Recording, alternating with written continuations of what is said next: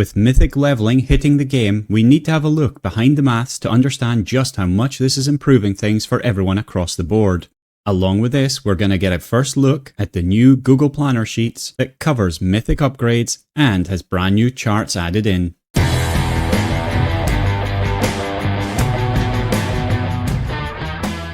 There have been so many questions coming in to me from all of you about the details of the maths behind the latest patch and all the Mythic upgrades, so I wanted to share everything I have to let you see just how good it's looking overall, especially for upgrades. This has been a stupid amount of time that I've put into it, so I hope you appreciate that even though this is a relatively short video, the effort that's gone into it is far from short. I've also spent a ridiculous amount of time updating my Google Planner Sheets to absorb all of the changes into them, and while doing that, I made some tweaks based on my Guild Planner Sheets that might interest some of you, so I'll briefly go over the changes for them too.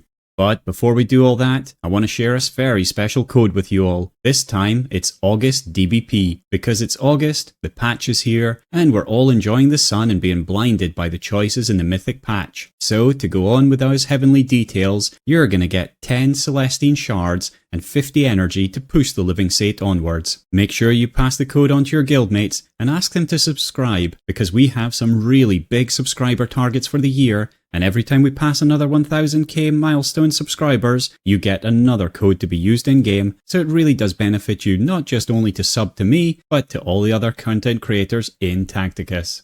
Now that the fun is past, let's dive into the meat of the video, starting with upgrades and how much it's changed to upgrade a character from Stone 1 to Diamond 3. To start with, let me share with you how long it took, on average, to level the top and bottom 10 characters before the patch from Stone 1 to Diamond 3. And we'll leave that on screen for now, but I want to share with you the main changes in getting upgrades in the game. For this, we need to look at the improvements in the effective drop rates. That just means the rough chance of getting an upgrade at different rarities. This is what it was before, and this is where we are now. And quite simply, it's just much faster overall, and so you will be able to get your characters from Stone 1 to Diamond 3 much quicker than you could previously. I do appreciate that these being a bunch of numbers, it's probably meaningless for most of you, but what we're really looking at working out is the average energy cost, and that literally means how much energy you have to spend on average to get an upgrade of each rarity. So for example, we can see that it used to take over 7.5 energy to get a single common upgrade, and now it's under 7. And that might feel like a tiny change, but when you're trying to level a character up and you need hundreds of these common upgrades, then each percentage improvement will make it easier. One thing to note,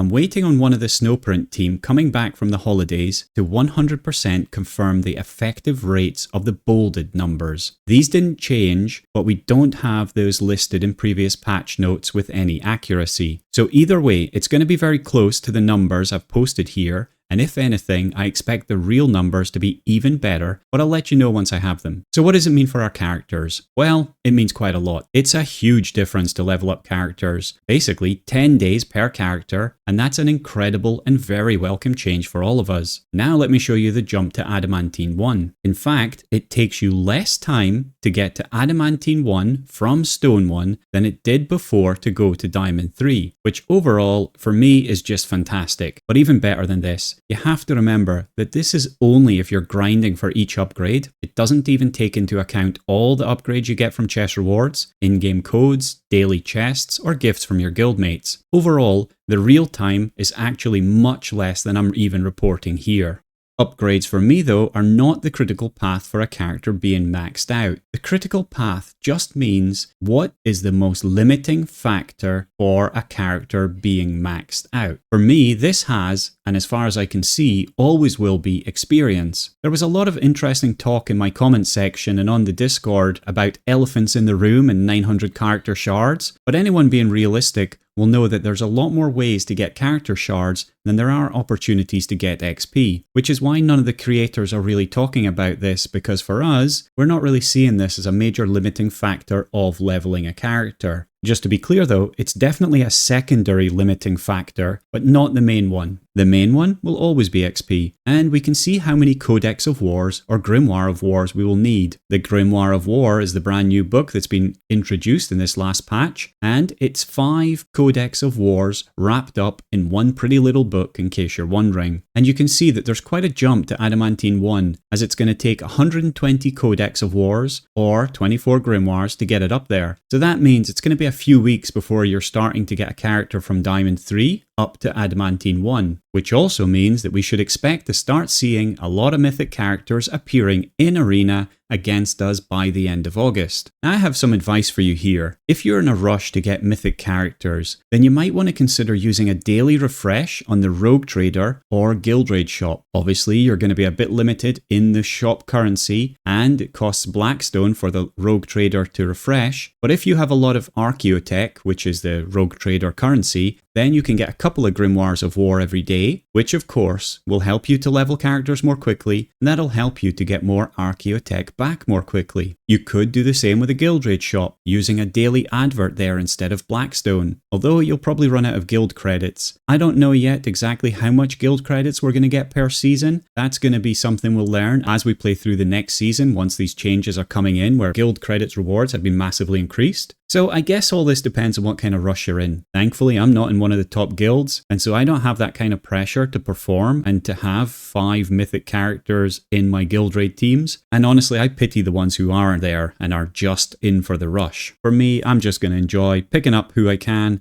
and seeing where it takes me. Now I want to talk about something I'm very proud of, which is my Google Planner sheets. For anyone that hasn't used them in the past, they're a free tool that can help you organize how to plan your leveling in a really easy way. It shows you the levels of your teams, their current upgrades, and how far you got their passive and active abilities, but it's more about spending time trying to work out who you want to level next, and then putting it down somewhere so you actually remember. There are no adverts on the sheets, and because it's Google Sheets, you don't need to bother with a separate app that you can't see the source code for. Everything's freely open. One of the important things here is that these are a new set of sheets with a different location to the previous ones, so make sure you're grabbing them from the link below. You'll know because the borders are a deep blue color to match the Tacticus background. The sheets work by grabbing the data from the game itself using the API, and I have an in-depth video that's linked in the comments below, or you can just follow the steps in the FAQ and instructions page. They'll show you how to set it up. I'm not going to go into that here, except to say that once you've got your API key, you stick it into this yellow box, click the big button, and everything is done for you. And the new update will also allow you to add data from your previous sheet, so upgrading to a new version is pretty much seamless. It will pull across your target ranks, leveling priorities, legendary progress, and much more. And of course, everything's been updated to use the Mythic upgrades, and I'll continue to add it when new characters are updated, or we get access to Adamantine 2 and Adamantine 3. But another little improvement is that you don't need to bother going to look all the time at whether there's been an update to the sheets. Now, the sheets themselves will ping you whenever I update them,